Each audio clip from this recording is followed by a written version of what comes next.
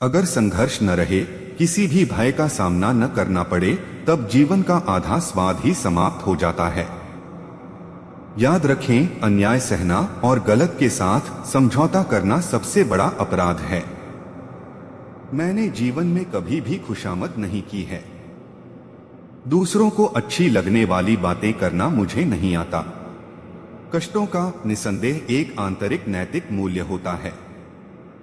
मुझे यह नहीं मालूम कि स्वतंत्रता के इस युद्ध में हम में से कौन कौन जीवित बचेंगे, परंतु मैं यह जानता हूं कि अंत में विजय हमारी ही होगी।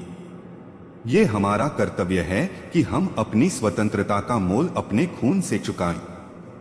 हमें अपने बलिदान और परिश्रम से जो आजादी मिलेगी, हमारे अंदर उसकी रक्षा करने की ताकत होनी चाहिए। तुम मुझे खून दो, मैं तुम्हें आजादी दूंगा। मेरे मन में कोई संदेह नहीं है कि हमारे देश की प्रमुख समस्याओं जैसे गरीबी, अशिक्षा, बीमारी, कुशल उत्पादन एवं वितरण का समाधान सिर्फ समाजवादी तरीके से ही किया जा सकता है। व्यर्थ की बातों में समय खोना मुझे जरा भी अच्छा नहीं लगता। आज हमारे अंदर बस एक ही इच्छा होनी चाहिए, मरने की इच्छा, ताकि भारत जी सके। एक शहीद की मौत, मरने की इच्छा, ताकि स्वतंत्रता का मार्ग शहीदों के खून से प्रशस्त हो सके। राष्ट्रवाद मानव जाति के उच्चतम आदर्श सत्य, शिव और सुंदर से प्रेरित है। भारत में राष्ट्रवाद ने एक ऐसी सृजनात्मक शक्ति का संचार किया है जो सदियों से लोगों के अंदर सुसुप्त पड़ी थी। यदि आपको अस्थायी रूप से झुकना पड़े, तब वीरों की भांति झुकना। समझौता परस्ती सबसे बड़ी अपवित्र वस्तु है। संघर्ष ने मुझे मनुष्य बनाया है। मुझ में आत्मविश्वास उत्पन्न हुआ जो पहले नहीं था।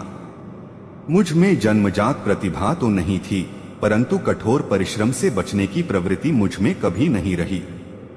जीवन में प्रगति का आशय यह है कि शंका संदेह उठते रहें और उनके समाधान के प्रयास का क्रम चलता रहे।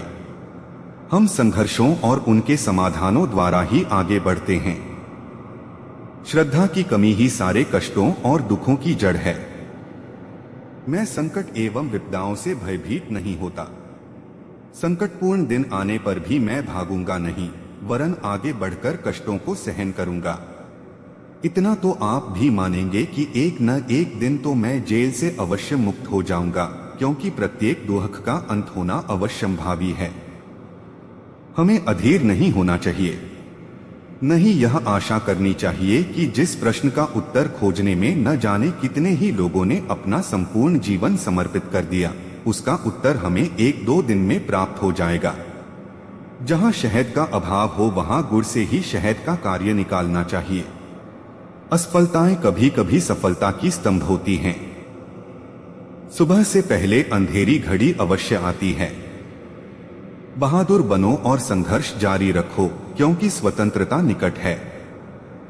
समय से पूर्व की परिपक्वता अच्छी नहीं होती, चाहे वह किसी वृक्ष की हो या व्यक्ति की।